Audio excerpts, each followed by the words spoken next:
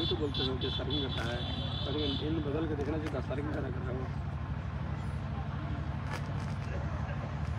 दूसरे में खुशी देखो, दूसरे नाम में खुशी उसको काम करते हुए बस घूमते रहते, जो काम रहता है वहीं से घूमते रहते, दूसरे को देखते रहते।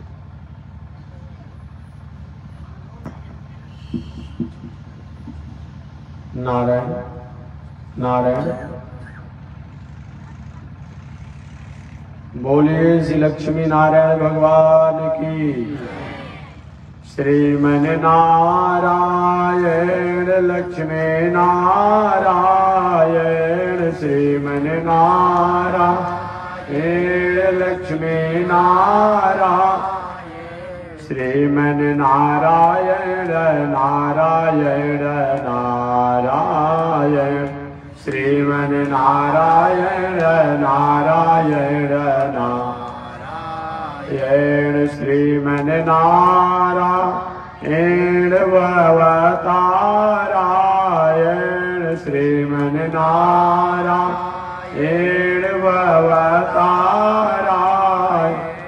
लक्ष्मी नारायण नारायण नारायण, लक्ष्मी नारायण नारायण नारायण। बोलिए श्री लक्ष्मी नारायण भगवान की।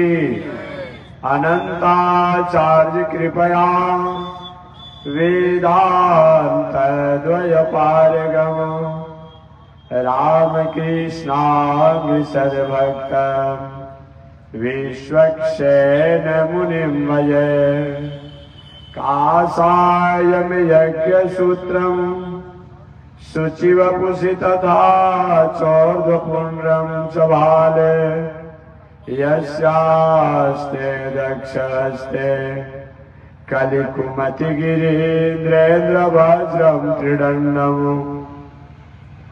संसाराग्नि प्रशान्त्यै मृतजलममलं दारुपात्रं पवित्रम् श्रीविश्वक्सेन सूर्य पदकमलयुग श्रेयसे संश्रयामि लक्ष्मीनाथ समारम्भा नाथयामुनिमध्यमा अस्मदाचार्य पर्यन्ता वन्दे गुरो परम्परा। नारायणाय विद्महे वासुदेवाय धीमहि तन्नो विष्णु प्रचोदयात्। महालक्ष्म्यै च विद्महे विष्णुपत्न्यै च धीमहि तन्नो लक्ष्मी प्रचोदयात्, तन्नो लक्ष्मी प्रचोदयात्। परमाराध्य श्री लक्ष्मी नारायण भगवान प्रातः स्मरणीय पूज्य आचार्य पारायण मानव, अभी आप प्रयागराज की पावन भूमि से चलकर आए हुए जगत गुरु रामानुजाचार्य स्वामी मुक्तिनाथ जी महाराज द्वारा आपने कथा श्रवण किया। उनसे पहले कहाँ से कोई सुना और कितनी कथा व्यास में से गुजरा जा रहे हैं। द्वारिकापुरी से चलकर आए हुए जगत गुरु रामानुजाचार्य स्वामी बद्रीनाथ बनमाली जी द्वारा आपने कथा श्रवण किया। उनसे पहले हरिद्वार की पावन भूमि से चलकर आए हुए जगत गुरु रामानुजाचार्य स्वामी बैकुंठनाथ जी महाराज द्वारा आपने कथा श्रवण किया।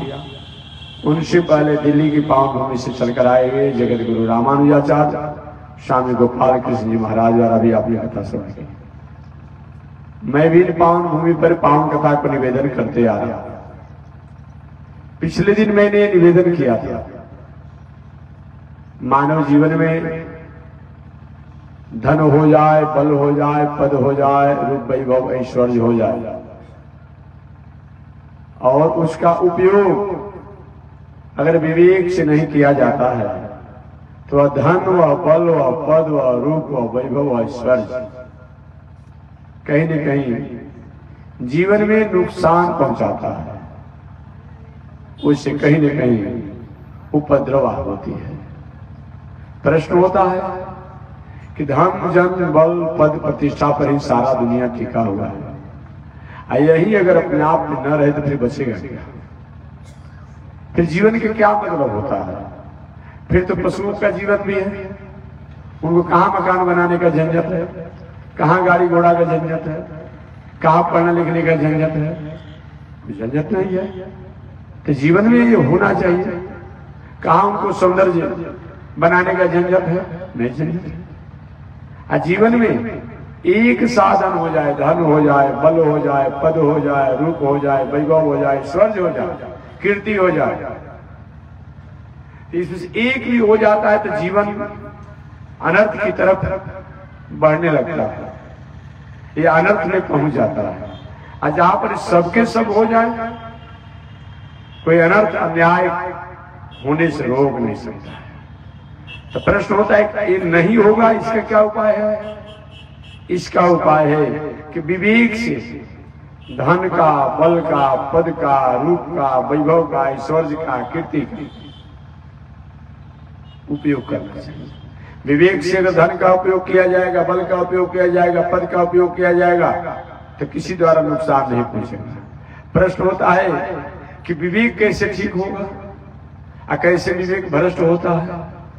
तो जहां 5 दुर्गुण आ जाए, चाहे कोई भी हो, अब किसी के बात बताने के लिए, कुबेर के समान, इंद्र के समान ऐश्वर्यशाली क्यों न हो, या कुबेर ही क्यों न हो, इंद्र ही क्यों न हो, उनको भी विवेक भ्रष्ट होने से रोका नहीं जा सकता है।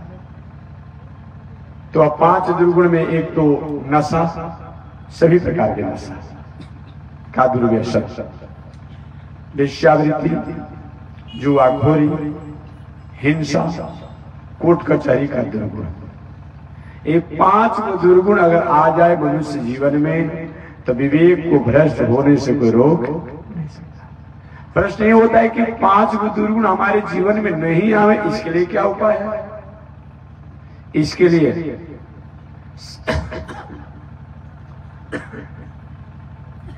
7 सूत्र अगर जीवन में आ जाए तो इस 5 दुर्गुण आने की गुंजाइश नहीं बनती है।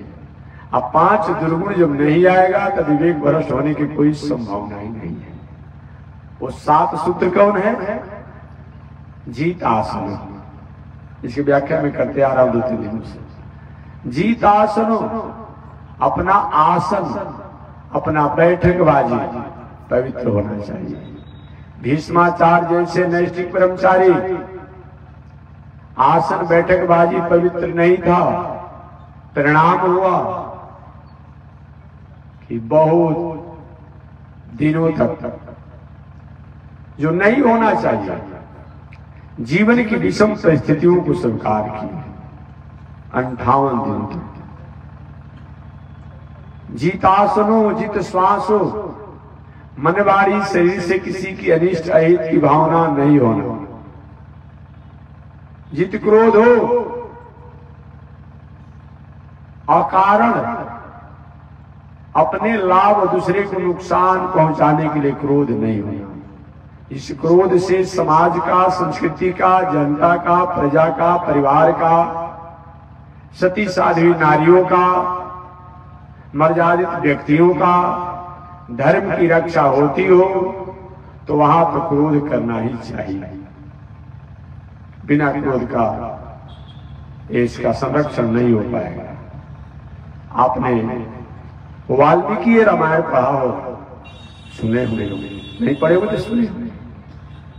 वाल्मीकि रामायण में आता है विश्वामित्र बाबा अयोध्या से राम लक्ष्मण जी को लेकर के आए। पहले तो दशरथ महाराज देना ही नहीं चाहते थे। दशरथ महाराज विश्वामित्र जी की थोड़ी सी वाक युद्ध भी हुआ। विश्वामित्र जी कहे कि मैं लेने के लिए आया हूं, दशरथ जी कहते हैं कि मैं देने के लिए तैयार ही नहीं। राम देत न बने ही गोसाई। एक गोसाई जी और सब कुछ देते हुए बनता है, मन में भा जाती है, लेकिन राम देत न बन ही गोसाई। बात भी सत्य है जी, मतलब राम को देने को बनता है क्या जी? अब कोई कि आज के बाद अब राम से कोई मतलब नहीं है तो उसका जीवन हराम हो जाएगा। कहीं हमको आज से राम से कोई मतलब नहीं है तो जीवन मानो उसका हराम हो गया, बेकार हो गया। ये देने का चीज होता है क्या? अब हो ही गया दशरथ जी महाराज का, दिए तो अपने आप में, लेकिन उन राम के प्रति मन में उनकी भावना बनी रहती थी। और बनने का श्रेय यहां तक आया कि एक दिन ऐसा आया कि प्रत्यक्ष राम उनसे अलग हो गए। ये भी उधर से अपने आप में बक्सर से घूमने के बाद जनकपुर गए, जनकपुर से घूमकर पुनः अयोध्या में आए। और अयोध्या में आकर के कुछ समय बीत ही रहा था कि अचानक अपने आप में न जाने मंथरा और कैकेयी की बुद्धि कैसी जगी कि दशरथ जी महाराज के जीवन को हैरान कर दिया। उन्हीं राम के शोक में चले गए।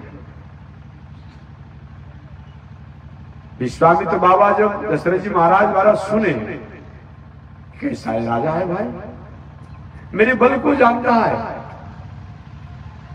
मेरे जश को भी जानता है, और सीधी सीधी बात कह दिया कि राम देत न बन ही गोसाई। बाहर से तो विश्वामित्र बाबा थोड़ा सा रुख खड़ा किए दशरथ जी के सामने, लेकिन भीतर से बहुत प्रसन्न है। चलो कम से कम ब्रह्म को, परमात्मा को, ईश्वर को, भगवान को अपना भी तो मानने वाला है। हम दुनिया के लोग भगवान को क्या मानते हैं जी, ठाकुर जी को क्या मानते हैं, महाराज जी वो लगा रहे बहुत बड़ा झंझट है। महात्मा लोग का हमारा समस्या है, श्रद्धा ही नहीं रहती है। भले भगवान की पूजा करता है, भोग लगाता है, श्रद्धा ही नहीं है। लोग श्रद्धा नहीं है। और श्रद्धा क्या रह गया, अपना भोजन करेगा अपना 15 मिनट में, अब भगवान को भोजन लगाना हो तो बस 1 ही मिनट दिखा के भाग जाता है। ये श्रद्धा है, औपचारिकता है, औपचारिकता है। अब कितने तो गांव में मंदिर रखे हो देवी देवता को अपने आप में, अब 2 लसदाना दिखाएगा छोटा कस्तरी में अपने आप में, और दिखाकर अपने ही खाना है, भगवान को खाना नहीं है, और फिर भी 2 दिखाएगा। अब बताइए ना, 2 लसदाना से पेट भरता है, कितना आपका भाव है जी, कितना भाव आपका है। इसलिए धन्य है अपने आप में। दशरथ जी महाराज विश्वामित्र विचार करते हैं कि जो कम से कम भगवान को अपना तो मान रहा है, अब हो गया।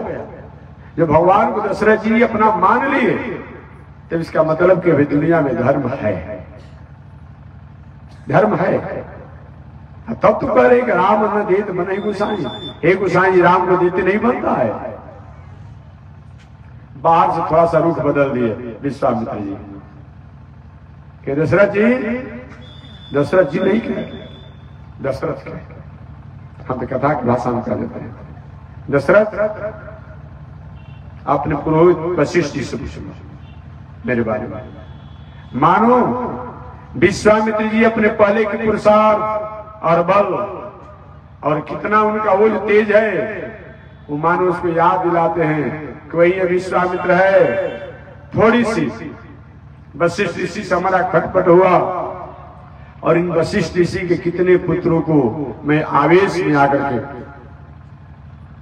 गायब कर दिया, दुनिया से समाप्त कर दिया।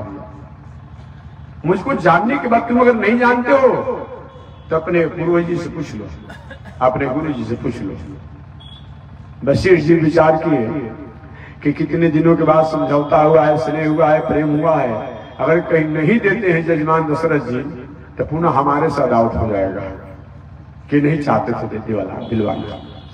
तो वही वशिष्ठ ऋषि ने ऐसा समझाया, पुरोहित हो तो ऐसा होना चाहिए, गुरु होना तो ऐसा होना चाहिए कि चुटकी चुटकी में समाधान कर दिया। जो दशरथ जी ने कहा कि आम दे देंगे, मान दे देंगे, सांस दे देंगे, जान दे देंगे, लेकिन राम को देते नहीं बनता है।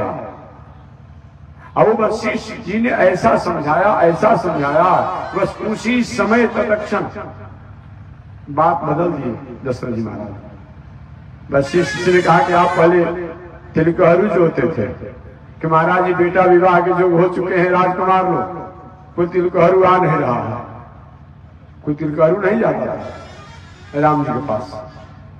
क्यों जी? छांट दिया गया था। बात समझ गए? छाड़ दिया गया था। किस में छाड़ा गया था? धन थाई, बल थाई, पद थाई, कहाँ छाड़ दिया गया था? चूक हो गई थी दशरथ जी महाराज द्वारा। अब वो चूक भूल के कारण उनको राजा लोग उस स्थिति में एक अलग ही अपना कर दिए थे। वो कौन चीज थी? कौन चीज था वो जो चूक हुआ था? वो कुछ नहीं था, वो अंधा अंधी जो थे, जिनके पुत्र श्रवण कुमार थे, उन पर इन्होंने बाण चला दिया था। दशरथ जी महाराज शब्दवेदी बाण के अधिकारी थे, जानकार थे। अब ये हिंसक प्राणी समझ करके श्रवण कुमार सरोवर में जल भर रहे थे, माता पिता को प्यास से जो थे उनको पिलाने के लिए। इन्होंने क्या किया था?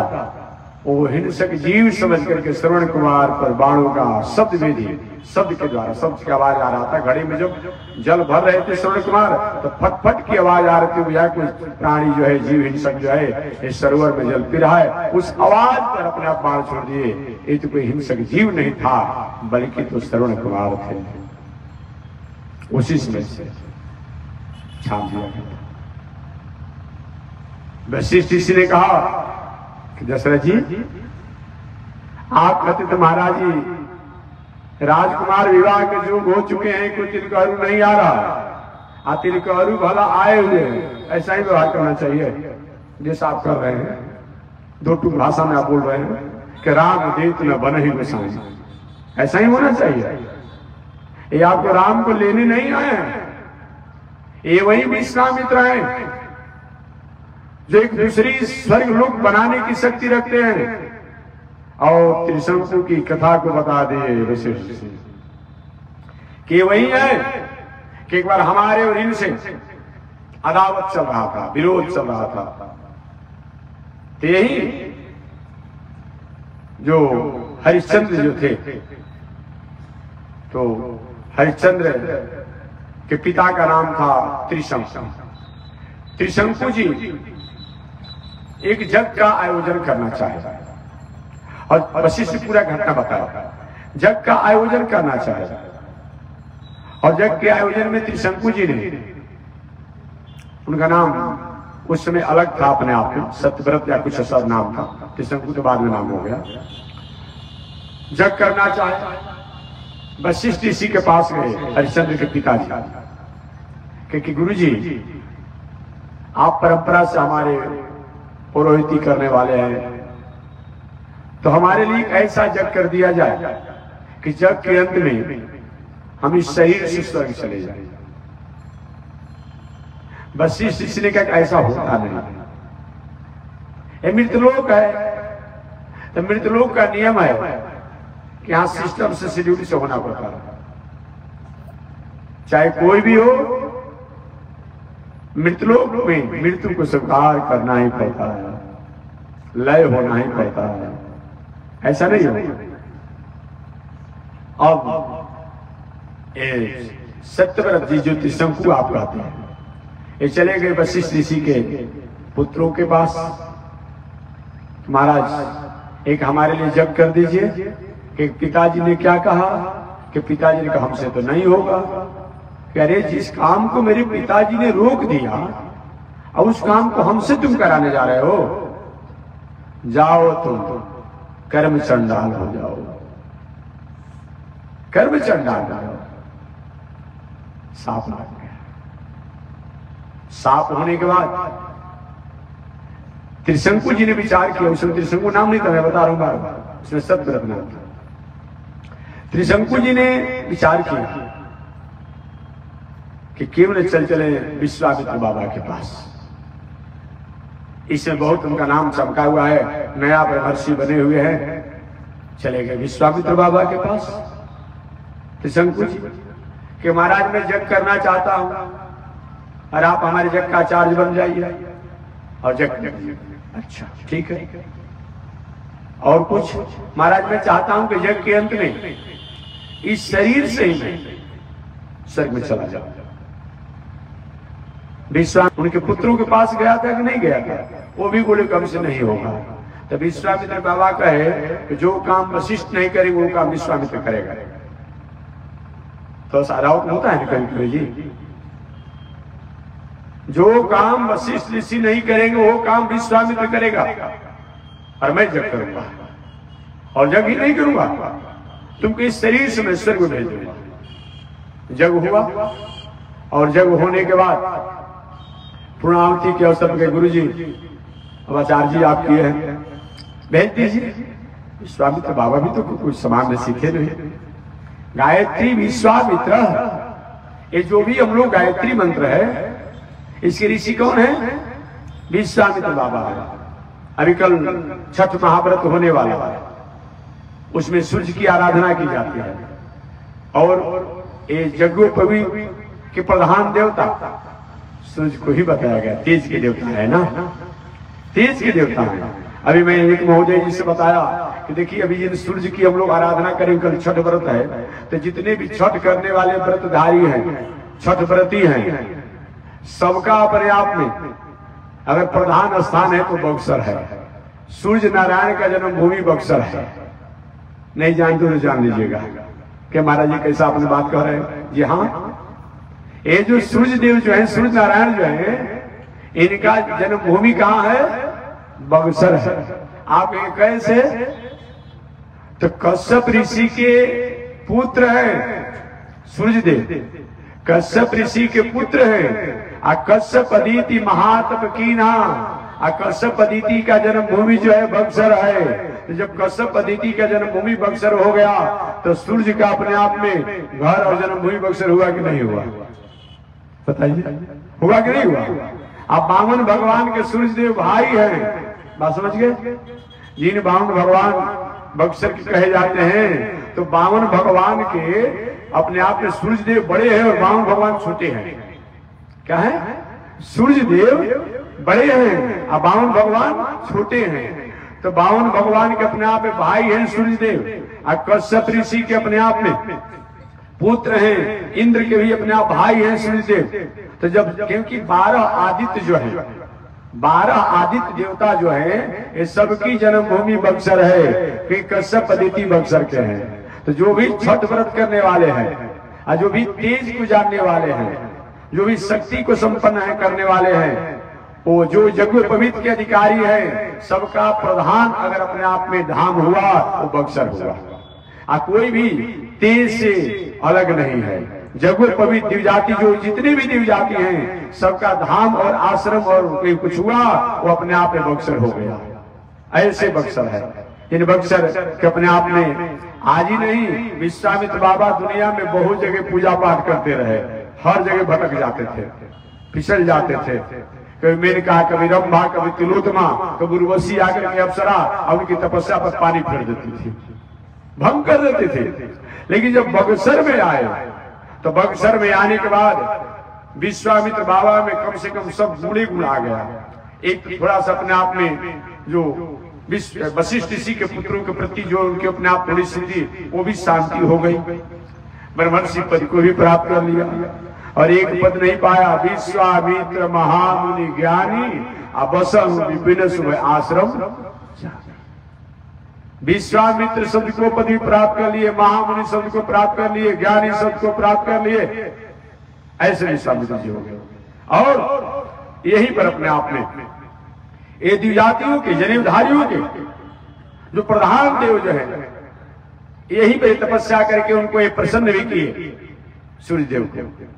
गायत्री विश्वामित्र, गायत्री के प्रधान देव जो विश्वामित्र हैं, आज जनेव में गायत्री मंत्र को ही अपने आप में स्वीकार किया जाता है। आप लोग जो जानते भी होंगे, विद्वान लोग होंगे, महापुरुष लोग होंगे। गायत्री विश्वामित्र है, गायत्री के विश्वामित्र ऋषि हैं, और वह जनेव में गायत्री मंत्री प्रधान होता है। बिना गायत्री मंत्र का जनेव संस्कार का कोई मतलब नहीं होता है। तो जितने भी गायत्री मंत्र के अधिकारी हैं, जनेव के अधिकारी हैं, तेज के अधिकारी हैं, सूर्य देव की आराधना करने वाले हैं, छठ व्रत करने वाले हैं, ऐसे सबका अगर अपने आप धाम कहीं हुआ तो बक्सर होगा, बक्सर है। इस तरह आपको जानना चाहिए। तो मैं निवेदन करना चाह रहा था कि हमारे विश्वामित्र बाबा ने जग का आयोजन किया और पूर्णाहुति का समय था। और पूर्णाहुति का समय जब था तो क्या कि सत्यव्रत को जो आकाश मार्ग में फेंक दिए, स्वर्ग में पहुंच गए। और स्वर्ग में जब ही पहुंचे, प्रवेश करने वाले थे, हाहाकार मच गया। ये तो न अन्याय हो रहा है, न तो राजनीति हो रहा है। बताओ, ये पृथ्वी का राजा जग करने से क्या हुआ? इस शरीर से स्वर्ग में आ गया, क्या किया जाए? तो स्वर्ग के आला कमान अधिकारियों ने कहा कि वहीं से ढकेल लो नीचे। और क्या हुआ? उन हरिश्चंद्र के पिताजी जिनका नाम सत्यव्रत है, वो उनको ऊपर से ढकेल दिया गया। नहीं, अभी तो नहीं आ सकते, ट्रांसफर होना पड़ेगा शरीर को। और जब ढकेल दिया गया और ऊपर से तो ढकेल दिया गया, नीचे मूड़ी ऊपर गोड़ हो गया, ऐसे हाथ हो गया, तीन अपना हाथ दो तरफ से पैर एक जगह। गुरुदेव बचाइए, मैं कहीं का नहीं रहा, कहीं का नहीं रहा। विश्वामित्र बाबा ने कहीं क्या किया? देवताओं ने मेरा अपमान कर दिया। विश्वामित्र बाबा वहीं रहो। और विश्वामित्र बाबा क्या कि जब वहीं रहो तो ऊपर से तो देवता लोग ढकेल दिए नीचे, और नीचे से बोलते विश्वामित्र बाबा वहीं रहो, वहीं पर रुके रह गए कि गुरुजी ये क्या हो रहा है? कि जो हो रहा है सो ठीक हो रहा, वहीं पर रहो। और क्या कि विश्वामित्र बाबा के नहीं, देवताओं की ये मजाल कि मेरे द्वारा भेजे गए, मेरे जजमान को स्वर्ग में नहीं जाने दिया, तो मैं दूसरा स्वर्ग लोक बनाऊंगा। क्या करूंगा? दूसरा स्वर्ग लोक बनाऊंगा, वरुण लोक बनाऊंगा, इंद्र लोक बनाऊंगा, अलग अलग लोक बना दूंगा। और तो हाहाकार मच गया देवताओं में। सब लोग, ब्रह्मा जी सब लोग आएंगे, बाबा ऐसा मत करो विश्वामित्र बाबा, अब जो थोड़ा सा आपसे विवाद हो जाए, अपनी इच्छा अनुसार काम न हो तो अलग अलग। अब यही पर मान लीजिए हो, अब कोई प्रधान बन गया, मुखिया बन गया, और कोई अपने आप कहीं हो सकता कहीं हार गया, तो दूसरा के नाम अलग पंचायत बनाएंगे। ऐसा होता है क्या? अब 10 लोग आदमी अपना मुखिया मतलब एक ही नहीं कुछ जीतेगा जी, और 9 लोग अलग अलग इसी पंचायत बनाने लगेंगे। अच्छा लगेगा? अब होगा? सरकार को तो मान्यता ही नहीं देगी। तो अब हाहाकार मच गया, हाहाकार मच गया कि बाबा ऐसा मत करो अपने आप में। अब अलग एक स्वर्ग को चलाने में तो कितना परेशानी हो रही है, और आप स्वर्ग बना रहे हो, फिर क्या होगा? अलग इंद्र हो जाएगा तो फिर इंद्र बनाएंगे, कुबेर बनाएंगे, अलग अलग लोग बनाएंगे। महाराज ये बात मत कीजिए कि ठीक, जब नहीं करने के बाद मेरा जहां जजमान है वहीं रहेगा। आप स्वर्ग नहीं जाने देते हो तो मेरा जहां जजमान है वहीं रहेगा, नीचे भी नहीं आएगा। और क्या हुआ? वही कारण है कि हरिश्चंद्र के पिताजी सत्यव्रत जी महाराज अपना स्वर्ग में गए, नीचे आए, वहीं पर आज तक पड़े शंभु के नाम से जानते हैं। उन्हीं के मुंह से गिरा हुआ जो लार जो है, हालांकि वहां के लोग तो नाराज हो जाते हैं कहने पर, जो वहां पर निवास जो दोनों किनारे जो रहने वाले लोग हैं नाराज हो, तो महाराज जी कैसा कथा आप लोग कहते हैं, जो हम लोग क्या करेंगे, हम लोग क्या करेंगे? वही उन त्रिशंकु के मुंह से गिरा हुआ जो लार, जो आज भी लार अशुद्ध होता है ना, उसी से कर्मनाशा नदी निकला। बाद में दूसरा नदी का भी जल आ गया, लेकिन शुरू में अपने आप में उसी लार से कर्मनाशा नदी होए। इसीलिए बड़े बड़े संत महात्मा जो काशी के होते हैं ना, कहते हैं कि सब कुछ पवित्र हो जाता है। भले गंगा जी में आने के बाद कर्मनाशा भी पवित्र हो जाती है अवसर में, लेकिन उससे पहले तो अपने आप में ज्ञानी लोग, संत महात्मा लोग थोड़ा सा उसके प्रति अपने आप में मन में उनकी उदासी होती है। और हम लोग देखेंगे उदासी रहती है कि कर्मनाशा के जल कैसे पिए, कैसे खाएं, क्या करें, कैसे करें, रहता है। समझिए, जन्म से जो अपने आप में कहीं कोई हो वो पवित्र हो सकता है, लेकिन कर्म से कोई हो तो बहुत दिनों तक उसको विसंगतियों में या विषम परिस्थितियों में पढ़ना पड़ता है। उदाहरण के लिए हरिश्चंद्र जी के पिताश्री त्रिशंकु जी, वही बातों को वशिष्ठ ऋषि जी जनाया। वशिष्ठ ऋषि जनाया दशरथ जी से कि राजन, ये राक्षस को क्या जानते हैं जिनके पास स्वतंत्र शक्ति है कि स्वर्ग लोग बना सकते हैं, हरिश्चंद्र के पिता को फेंक दिए, स्वर्ग में चले गए, नहीं और वहां पर अकालों ने ऊपर आकाश में लटका हुआ है। वो कहीं अपने आप मारिच सुबाहु में ताड़का को मार नहीं सकते हैं। एक बार कह देंगे मारिच का विनाश हो जाएगा, सुबाहु का विनाश हो जाएगा, लेकिन नहीं, ये तो अगुवाई करने के लिए आए हैं और आपके पुत्रों के जस कीर्ति को बढ़ाने के लिए आए हैं, नाम करने के लिए आए हैं। ये अगुआ बन करके आएगा। गुरु वशिष्ठ बहुविधि समझा। गुरु वशिष्ठ जी ने बहुत प्रकार की विधि समझाते समझाते बहु की विधि को समझा दिया कि ये 2 लेकर जाएंगे और 4 घर से व्यवस्था कर देंगे। हुआ भी नहीं ना, यही हुआ। ये बात जब सुने दशरथ, अच्छा ते मेरे राजकुमार को अगुवाई करने आए हैं, तब वही कहते हैं प्रभु देख लीजिए, अगर दुमुहा बालक है, अपने जैसे रात्रि होने के बाद, सायंकाल होने के बाद नेत्र बंद हो जाती है, तो आप ही के माता पिता सब कुछ हुए अपना प्रभु ले जाइए और ले जाकर के और संरक्षण कीजिएगा। वही हमारे दशरथ जी महाराज आज्ञा देते, वही लेकर के विश्वामित्र बाबा आए और कथा आप जानते होंगे। जग तो एक निमित्त था, जग एक निमित्त था, बाकी कोई मतलब नहीं हो रहा है। सही बात है कि विश्वामित्र बाबा एक बार हुंकार करते कि राक्षसों का क्या मतलब होता है, कोई मतलब नहीं होता है, कोई मतलब नहीं होता है। लेकिन वे अपने आप में भगवान श्री राम भले ही अयोध्या में जन्म लिए हो, लेकिन अगर बक्सर में नहीं आए होते तो अपने आप में उनकी जस कीर्ति जो है पुस्तक में ही रह जाती, संत ऋषियों के ही पास रह जाती, देवताओं के पास ही रह जाती। बक्सर में आने के बाद ही तो सारा दुनिया जान गया कि सुबाहु जैसा राक्षस है, मारीच जैसा राक्षस है, ताड़का जैसा राक्षस को ये भगवान श्री राम जो कल्याण कर दिए।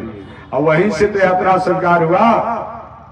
बक्सर से पहले बताइए भगवान श्री राम कहीं एक मच्छर को भी कुछ किए हैं, बता दीजिए ना।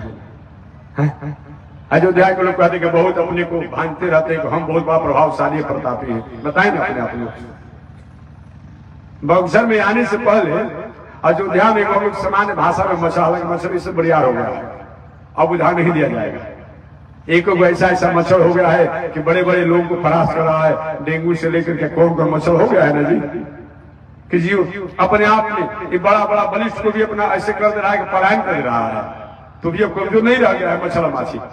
पहले पहले कमजोर होता था अपने आप में, लेकिन अब नहीं रह गया है। हम लोग उदाहरण देते थे अपने आप में कि बताइए भगवान श्री राम मैंने बक्सर से पहले अयोध्या में क्या किया, कौन सा प्रसाद था। इसलिए जनकपुर की नारियां कभी कभी गाया करते और हम भी कभी भजन में गाते हैं। अभी तक भजन गाने के समय नहीं ना है, लेकिन गाते हम भी गाते रहते हैं। और जनकपुर की नारियां भी जब विवाह हो रहा था तो गा रही थी, भगवान श्री राम को लहाना देते हैं कि कवना गुमान में भूलैला हो राघो जी। अब गायन में नहीं गाएंगे, भाषा के समझाएंगे, क्योंकि सुबह में भजन गाते हैं, बाकी तो और अपने आप को समझाते रहते हैं। कवना गुमान में भूलैला हो राघो जी, कवना गुमान में भूलैला, माने किस गुमान में आप भुलाए हुए हैं। अगर गुमान होगा तो गुमान को त्याग दीजिए। रहला तू करिया नारिया सरिस जस, ये जनकपुर की नारियां कहती है कि आप थे कैसे, काला थे, लेकिन जब आप जनकपुर में आए तो सीता जी के छाया पड़ते ही आप हरा भरा हो गए। कोई पूछता था आपको, कोई पूछता था। और भी नारियां कहती अपने आप में कि कौन पुरुषार्थ कमैला हो राघो जी, कौन पुरुषार्थ कमैला। जब तक से आप बक्सर में नहीं आए, जनकपुर में नहीं आए, आपका कोई भी पुरुषार्थ कहीं ग्रंथों में, इतिहासों में, पुराणों में नहीं है। लेकिन जब ही आप जब बक्सर में आए तो बक्सर में आने के बाद आपने पुरुषार्थ के रूप में सुबाहु का कल्याण किया, ताड़का का कल्याण किया। मारिच से आगे का काम लेना था, इसलिए उसको अपने आप मुंबई बंबई में फेंक दिया। वहां से आगे चले, ये विश्वामित्र बाबा के चेला बनने का फल हुआ, ये बक्सर में रहने का फल हुआ, ये बक्सर गुरुकुल में अपने आप निवास करने का फल हुआ कि जे भी ये बक्सर में तो आपका जस हो ही गया। उसके साथ साथ जे भी आप वहां से थोड़ा सा आगे बढ़े जहां अहिरौली है, अभी भी अपना बहुत बड़ा एक आयोजन हो रहा है अपने आप बक्सर में, होते रहता है बक्सर में। बक्सर जगह भूमि है अपने आप में, वही अहिरौली में आए अपने आप में। तो बहुत दिनों से अहल्या के पति गौतम ऋषि ने अहल्या द्वारा थोड़ा सा चूक हो गया था, त्रुटि हो गई थी। जिस त्रुटि के कारण अहल्या स्त्री होने के बाद भी पाषाण स्वरूप हो गई थी। और ऐसे अहल्या को भगवान श्री राम द्वारा स्पर्श हुआ, अहल्या नारी बन गई। और नारी ही नहीं बनी, उसने कहा कि मुनि साप जो दीना अति भल किन्हा। कहती है हे प्रभु श्री राम, आपकी केवल मेरे ऊपर नेक नहीं है, मुनि साप जो दीना, हमारे पतिदेव ने हमारे पर क्रोध नहीं किए होते, साप नहीं दिए होते, हमारे द्वारा चुप नहीं हुआ होता, तो आज आपकी जस कृति कहीं अधूरी हो जाती। इतिहास में आपका जस जो है कहीं अधूरा ही रहता, पुराणों में आपका जस जो है कहीं अधूरा रहता। मुनि साप जो दीना अति भल कीन्हा, बहुत बड़ा कृपा किया है। ऐसे अपने आप में अहल्या का वहां उद्धार हुआ। वहां से जनकपुर से जब चले तो बोले के अहल्या के यहां से आगे बढ़े, रास्ते में और भी बहुत प्रकार से अपने आप में मंगल कामना होते रहा। और जनकपुर में गए तो हद हो गया। जो बहुत दिनों से समस्या के रूप में धनुष पड़ा हुआ था, धनुष पड़ा हुआ था, और उस धनुष को क्या किए, देखे, उठाए, चढ़ाए, टूट गया। इस धनुष को तोड़ने के लिए कैसे आप लोग चौपाई बोलते हैं जी, 10 सहस्र, क्या चीज बोलते हैं ना आप लोग कि 10 सहस्र। एक व्यक्ति ने हमसे पूछा था कि महात्मा जी कितना बड़ा धनुष हुआ कि 10,000 वीर अपने आप उस धनुष को उठाने में लगे थे। हमने कहा देखिए भाई, ये कभी कभी सूत्रात्मक बात कहा जाता है। हमेशा मैं कहता हूं कि a² + b² बराबर क्या होता है, a² + 2ab + b² इन होता है। अब इसी पर बड़े बड़े गणित को सॉल्व कर लिए जाते हैं। तो ये कहने का मतलब अब सीधा साधा आप अर्थ कर देंगे, ऐसा नहीं होगा। 10 और अपने आप में आपने 1000 से गुणा के 10,000 आपने कर लिया, ये नहीं होगा अपने आप में। तो इसका अर्थ ये भी होगा अपने आप में कि 10 माने क्या होता है, दशानन। कौन सी 10 माने दशानन, दशानन माने रावण, रावण। और सहस्त्र माने सहस्त्रार्जुन, जिसकी 1000 भुजा था। मानो जिस समय धनुष का जब परिचय दिया जा रहा था तो परिचय देते समय भी बताया गया कि ऐसा वैसा ये धनुष नहीं है। रावण और सहस्त्रार्जुन जैसे लोग भी आए और धनुष को हिला नहीं पाए, डुला नहीं पाए। और ऐसा भी अर्थ कर दिया जाए तो कोई दोष नहीं होगा, कोई दोष नहीं होगा। आप अपने अनुसार कहते हैं कि 200,000 और कुछ लोग करेगा 200,000 लगे, तभी कोई बड़ी बात नहीं है, कोई बड़ी बात नहीं। या इसरा एक किया जाएगा। अभी आप लोग देखते हैं कि 10 हॉर्स पावर का, 100 हॉर्स पावर का, 1000 हॉर्स पावर का, और 1000 हॉर्स पावर का अपने आप जनरेटर कितना बड़ा होगा जी, एक सीमा होगा उसका। 1000 हॉर्स पावर के जनरेटर का एक सीमा होगा, लंबाई चौड़ाई का। मन 1000 घोड़ा का जितना बल होता है उतना बल अपने आप जनरेटर में है। ऐसे 1000 घोड़ा को अपने आप में बांध करके या करके खींचा जाए तो ऐसा होगा। 1000 घोड़ा पर बहुत लंबा चौड़ा हो जाएगा। लेकिन वो जनरेटर जो है क्या है, उसका पावर 1000 घोड़ा का जितना पावर शक्ति है उतने एक छोटा सा जनरेटर में कर दिया गया। तो ऐसे जो 10-10 हजार राजाओं का बल को जो प्राप्त किए थे, जो बल को रखने वाले थे, वे लोग भी उस धनुष को उठाना चाहे, चढ़ाना चाहे, तोड़ना चाहे, लेकिन हिल नहीं पाया, डोल नहीं पाया। या तीसरा अर्थी जो आप लोग करते रहते हैं कि 10,000 राजा लगे, तो 10,000 राजा लगने का मतलब अब पहले से अपने आप जो लगे हुए लगे तो लगे हुए अपने आप में, लेकिन पीछे से उनके पीछे वो लगे हैं, उनके पीछे वो लगे हैं, उनके पीछे चारों तरफ से दूसरे को धरा हुआ है। इस तरह से अपने आप 10,000 लोग लगे। कौन बड़ी बात है? ऐसा ऐसा लोग प्रश्न करते हैं, महाराज भला ऐसा कैसे होगा, कितना बड़ा धनुष है। अब ऐसे धनुष को सीता जी ने अपने सहज हाथ से उठाया और सफाई किया, अपना रख दिया। यही तो है, इसी से तो शक्ति और शक्तिमान का परिचय होता है। और तभी लोगों को, उन अपने आप लोगों को समझ में न आवे, इनकी बुद्धि दुराग्रह से संपन्न है।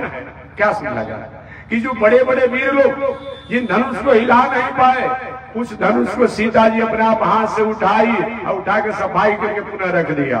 और उसी धनुष को शक्तिमान शक्ति ने उठा करके सफाई करके रख दिया निश्चित स्थान पर। अशक्तिमान आया तो पुनः क्या किया, शक्ति द्वारा जो अपने आप धनुष पर रखा गया था, सोचे कि अब इसको आवश्यकता नहीं है, अब इसको अपने आप में तोड़ दिया जाए।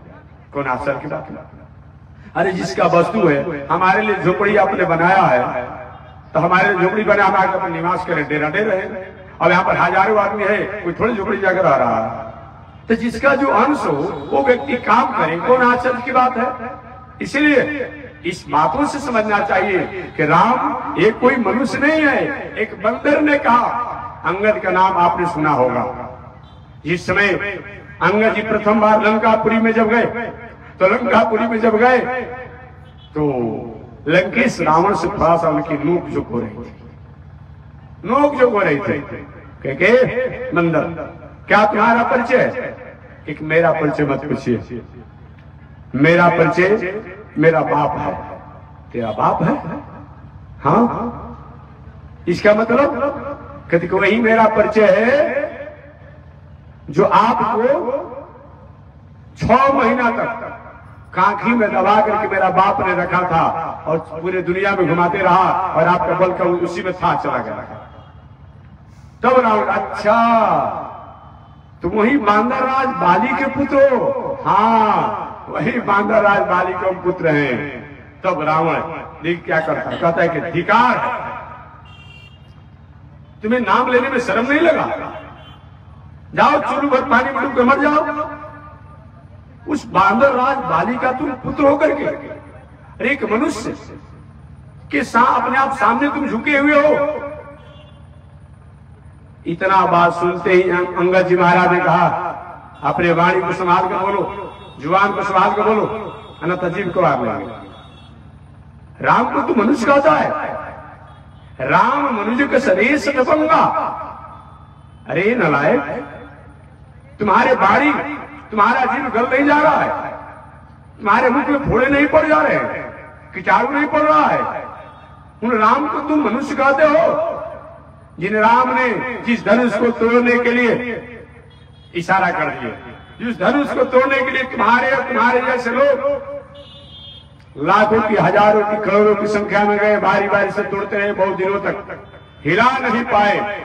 उस धनुष को जिन्होंने अपने आप में देखते देखते भर में चढ़ाया और धनुष अपने आप टूट गया, हमको तुम मनुष्य कहते हो? इतना ही नहीं, तुम्हें शर्म आनी चाहिए। उन राम को तुम मनुष्य कहते हो जिन राम ने, जो रावण ने अपने समान किसी को बलवान माना था। किसको माना था? रावण ने अपने समान अगर किसी को अपने वाणी द्वारा प्रशंसा किया था तो किसका किया था? खरदूषण। पढ़ेंगे रामचरितमानस।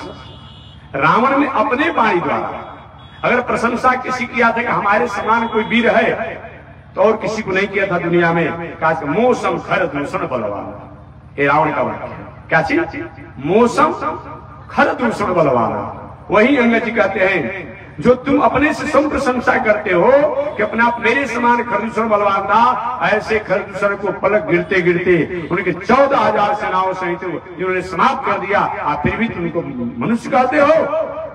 अंगद जी ने डांटा, क्या सुनो, भगवान दयालु है, दयालु है, अभी भी कुछ बिगड़ा उगड़ा नहीं है। प्रदीयताम दास रथी मैथिली, अरे मैथिली को अभी भी समर्पण कर दो, कुछ बिगड़ा नहीं है। चल करके क्षमा मांग लो, तुम्हारा मंगल हो जाएगा और इस लंकापुरी के स्वतंत्र राजा बन करके आनंद से भोगो, आनंद से भोगो। लेकिन दुराग्रही व्यक्ति जो होता है बर्बाद हो जाएगा, टुकड़ा टुकड़ा हो जाएगा, लेकिन दुराग्रह को त्याग नहीं करता है, बर्बाद हो जाएगा, बर्बाद हो जाएगा। एक हास्य में कथा कह दूं, कथा तो हम बहुत आगे बढ़ना चाहते हैं लेकिन उसी में उलझ जाते हैं, लेकिन भी तो कथा ही कह रहे हैं, उलझ जाते हैं संक्षिप्त करने में अपने आप में। एक हास्यमय कथा कहकर तब आगे में बढ़ जाऊंगा। दुराग्रही व्यक्ति पर निवेदन करता हूं। एक बार नारद जी महाराज घूमने लगे दुनिया में, और घूमते घूमते घूमते पूरी दुनिया का भ्रमण किया। कोई भी शांति नहीं, कोई तन से दुखी है, कोई मन से दुखी है, कोई धन से दुखी है, कोई पद से दुखी है, कोई परिवार से दुखी है। ये दुनिया में कोई भी सुखी नहीं है। कोई सुखी है? जाकर अरबपति आदमी से पूछिए ना, बड़े बड़े उद्योगपतियों से पूछे, महाराज आप पे तो 50-100 फैक्ट्री चलता है, उद्योग चलते हैं, आप तो सुखी है ना? कि महाराज चलता तो है, लेकिन 101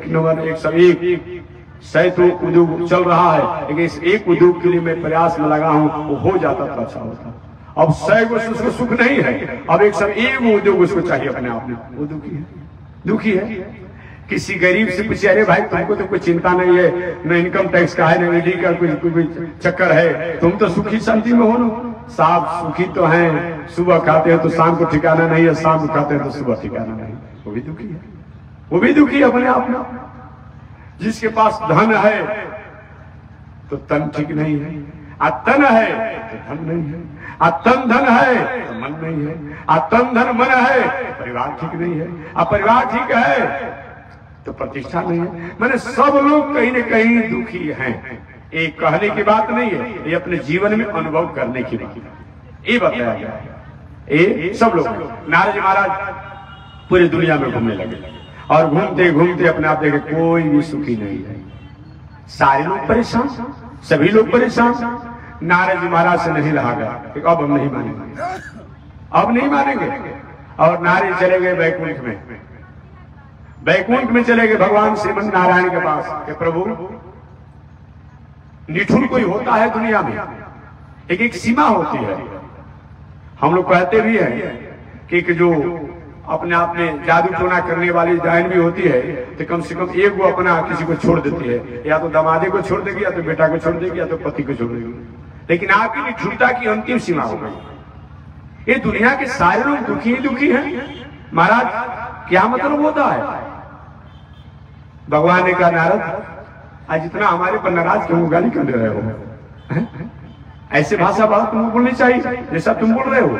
निठुर मन समझते हो क्या होता है? निर्दयी होता है, कपटी होता है, छलिया होता है, यही हमको समझ रहे हो? प्रभु क्या होता है तो मैं नहीं जानता हूं, लेकिन मैंने घूम घूम कर यही देखा कि दुनिया में इतने लोगों को कष्ट है, इतने लोगों को कष्ट है, और आप चुपचाप वैकुंठ में बैठे हुए हैं। भगवान ने कहा, तो हम क्या करें बताओ, हम क्या करें? नारी का आप चाहेंगे तो दुनिया में कोई दुखी नहीं रहेगा, किसी को कष्ट नहीं होगा, कोई गरीब नहीं रहेगा, किसी को रोग नहीं होगा। भगवान का, नारद प्राणी अपने कर्मों के अनुसार सब सुख दुख प्राप्त करते रहता है, इसमें हम कुछ नहीं कर सकते हैं। न्यायाधीश जी जो हैं वो किसी को दंड देते हैं क्या? उनको क्या मतलब है? वो तो अपना ऑफिस में पड़े रहते हैं, लेकिन कहीं अपने आप में थानाध्यक्ष द्वारा कोई अपराध की दफा द्वारा कहीं वही अपने आप न्यायालय में जाता है, न्यायालय में वकील साहब द्वारा अपने आप में उस पर चर्चा होती है। चर्चा होने के बाद जैसा अपराध होता है उस अपराध के अनुसार, जैसा कानून में आर्टिकल होता है उस आर्टिकल के अनुसार वो दंड का प्रावधान करते हैं। और कोई न्यायाधीश पर नाराज हो जाए कि बहुत बड़ा निर्दयी आदमी है, न्यायाधीश को क्या मतलब है? न्यायाधीश को क्या मतलब है?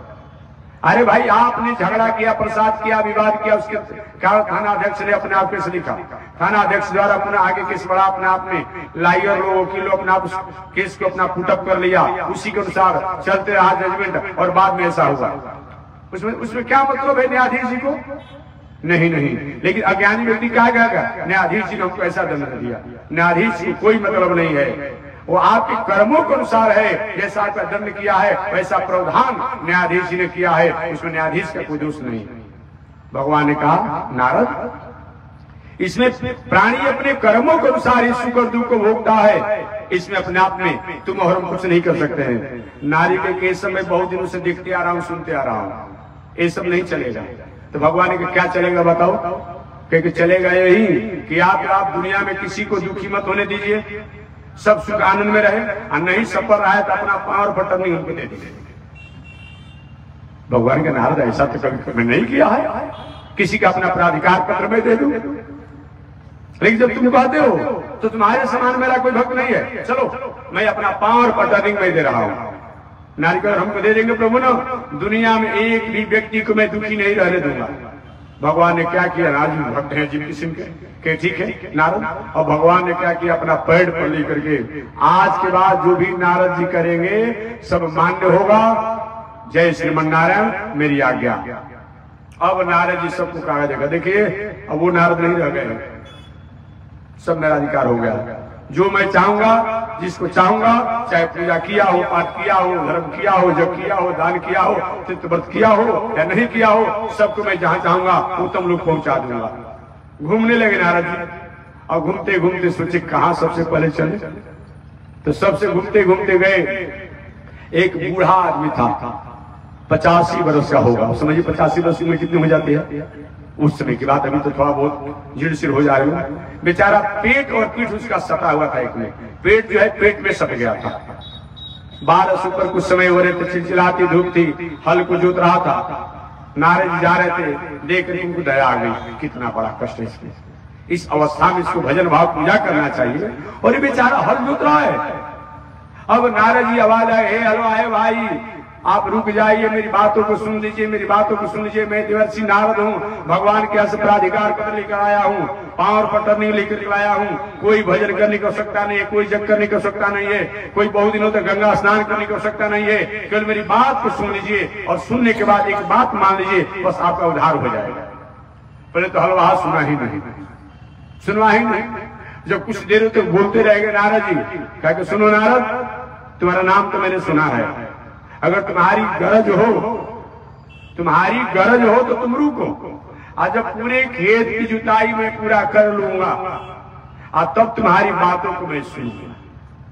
नारद जी भगवान से कहकर आए थे, अब क्या क्या रुक गए, गरज तो नारद जी को था ना। अब हलवाहा पूरे खेत की जुताई कर लिया, आ करने के बाद कहो क्या करते हो।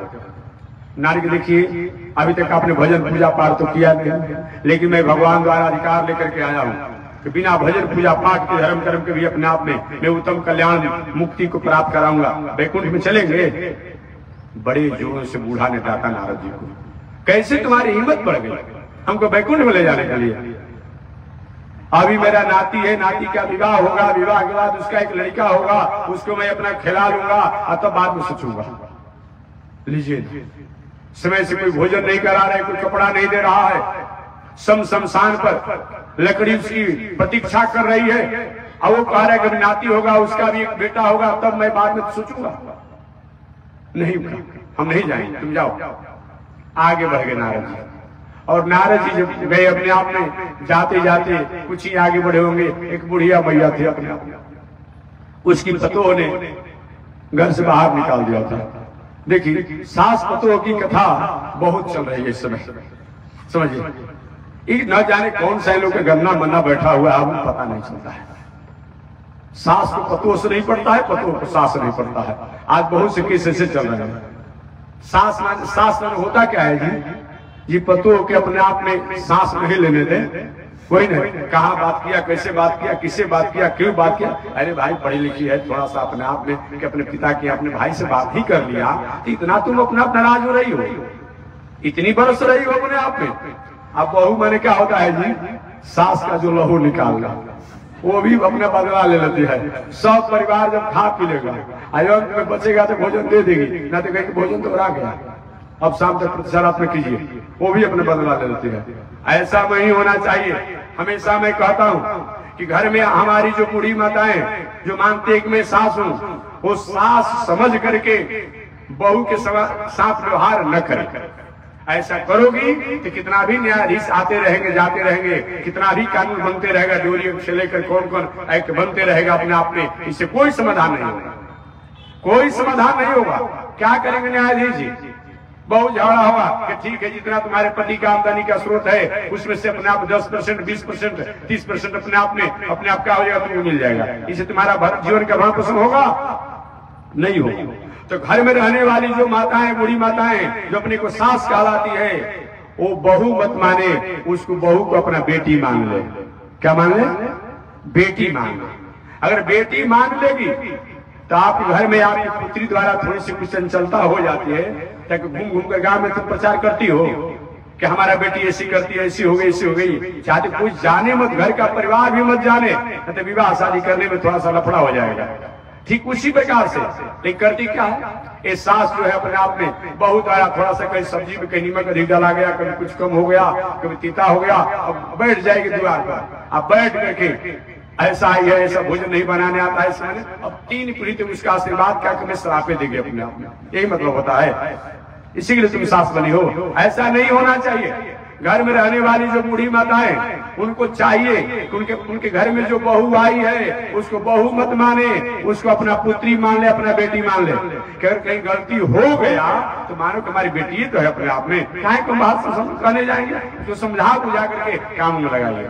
और घर में रहने वाली जो बहू है वो भी अपने सास को सास मत मानिए, वो माता जी मान ले कि हमारी माता है। अगर किसी की बेटी की कोई माता डांटती है तो झगड़ा करती है, वो हंस कर रह जाती है। किसी लड़की द्वारा कोई गलती हो गया अपने आप में, अगर माता डांटने लगती है तो झगड़ा करती है, तो हंस कर आ जाती है।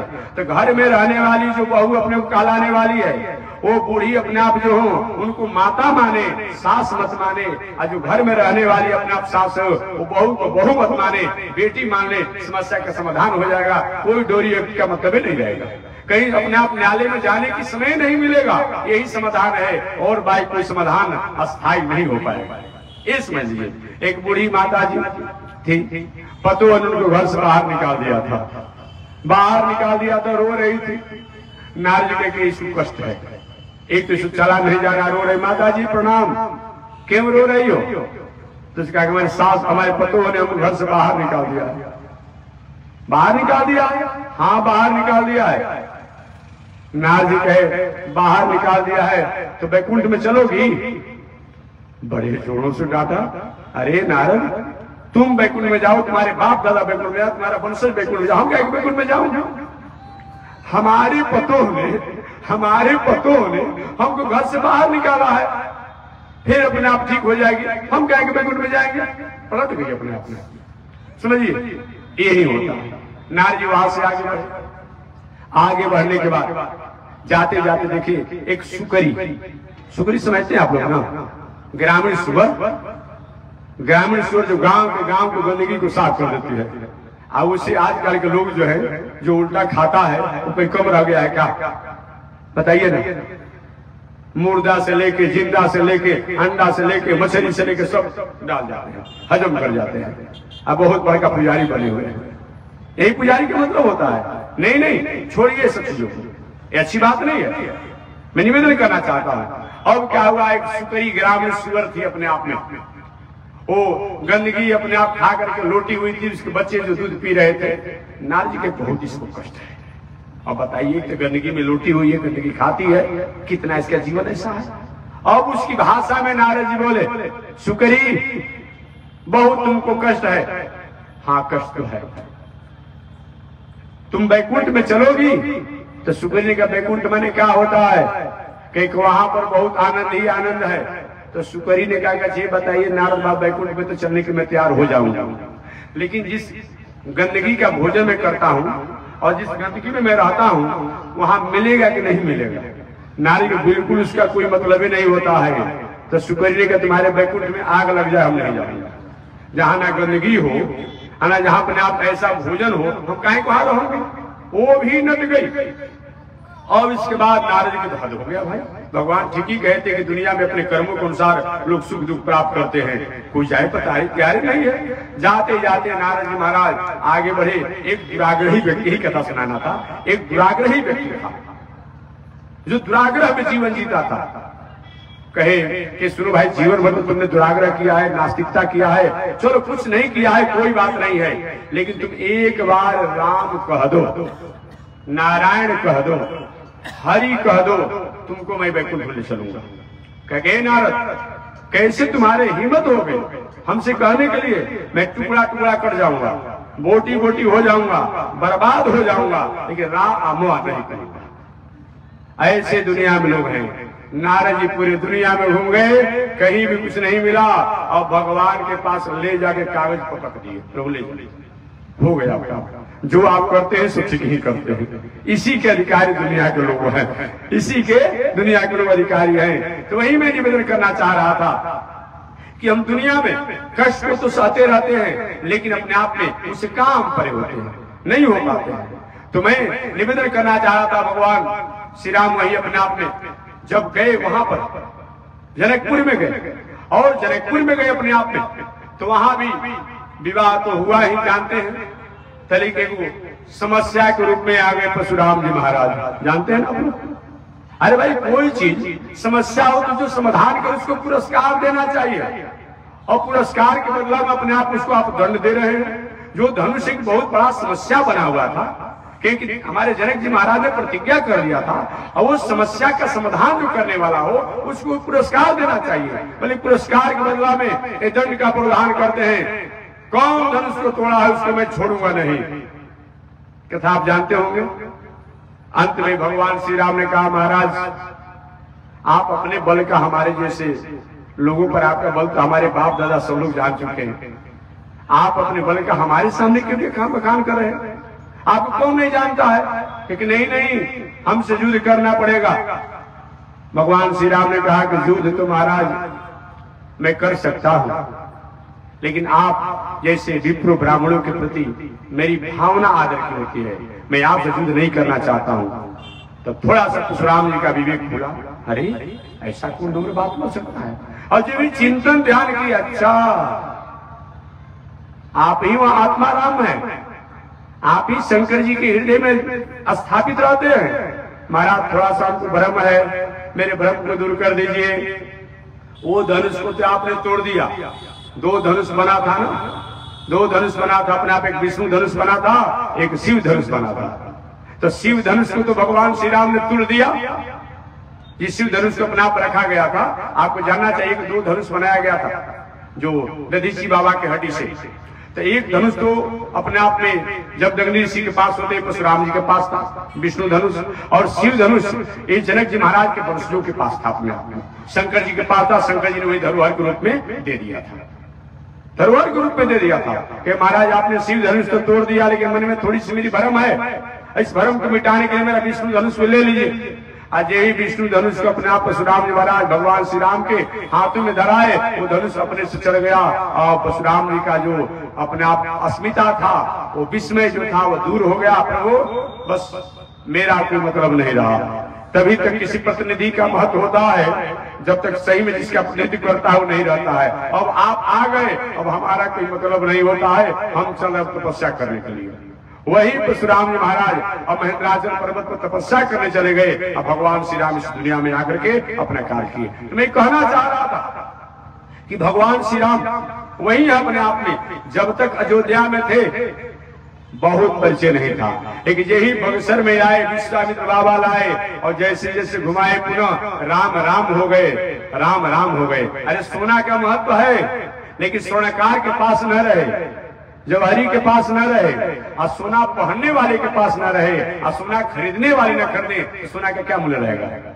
सोना तो कीमती होता ही है भाई, सोना का मूल्य तो सोना ही रहेगा, चाहे कोई जाने न जाने, खरीदे या न खरीदे। लेकिन महिमा तो तब उसकी होती है जब कोई सोना को पहनता है, तब जब मुकुट बनता है, तब कोई खरीदता है, तब कोई बेचता है, तब महत्व होता है। तो राम है अपने आप में, ब्रह्म तो ब्रह्म है, परमात्मा तो परमात्मा है, ईश्वर तो ईश्वर है। लेकिन जब तक हमारे बक्सर में नहीं आए तब तक राम जी को कोई जानता भी नहीं था, वो यही जानता राजकुमार है। ऐसे बक्सर है अपने आप में। तो मैं निवेदन करना चाह रहा था कि मानवीय जीवन में अपने आप में जित आसन हो, जित सांस हो, जित क्रोध हो, जित इंद्रिय, जित आहार हो, जित व्यवहार हो, ऐसे 7 सूत्रों को जब तक अपने जीवन में हम नहीं उतारते हैं तब तक से हमारा जीवन मंगलमय नहीं होता है। और वो 7 सूत्रों को उतारने के लिए, अपने आप जीवन में आचरण में लेने के लिए हमें भगवान की प्रपत्ति करनी पड़ती है, भगवान की शरणागति करनी पड़ती है। जब तक भगवान की हम शरणागति नहीं कर पाते हैं तब तक हम अपने स्वरूप को, अपनी संस्कृति को हम जानने में अपने आप कृपणता करते हैं। इसलिए शरणागति क्या होता है, शरणागति किसकी करनी चाहिए, अगर प्रभु की कृपा रही तो अगले दिन मैं निवेदन करूंगा। आज इसी के साथ मैं वाणी को विराम दे रहा हूं। एक बार भगवान का नाम ले, आगे परमात्मा की जैसी लक्ष्मी नारायण श्रीमन नारायण लक्ष्मी नारायण श्रीमन नारायण नारायण नारायण श्रीमन नारायण नारायण नारायण।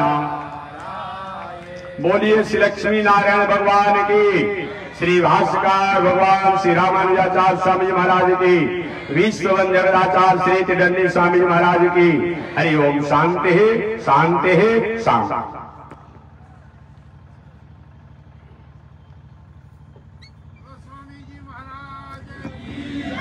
ओम चंद्रमा मनसो जात चक्षुः सूर्यो अजायत श्रोत्राद्वायुष प्राण समुखादिनिरजायत श्रीसते लक्ष्मी ज्योतिर्या वहोरात्रि पार्श्वे नक्षत्राणि रूपमस्मिन् व्यातम् ईश्वरिकाला मोमयि काल सर्वलोकं मयि काल कासायम यज्ञसूत्र शुचिवपुषि तथा चोर्ध्वपुण्ड्रं च भाले यस्यास्ते दक्षस्ते कलिकुमति गिरीन्द्रेन्द्र वज्रं त्रिदण्ड संसाराग्नि प्रशान्त्यै मृतजलममल दारुपात्रं पवित्र श्रीविश्वक्सेन सूरे पदकमलयुग श्रेयसे संश्रयामि अमर्याद शूद्रस् चलमतिरसोया प्रसवगो कृतघ्नो दुर्मानि स्मर परवशो वञ्चन पर निशंसा पापेश कथमामितो दुःखजलदे रपारादुत्रीणस् तव परिचरेयं चरणयो। लक्ष्मी नारायण भगवान की। हरि ओम। शांति शांति शांति। स्वामी जी महाराज की जय।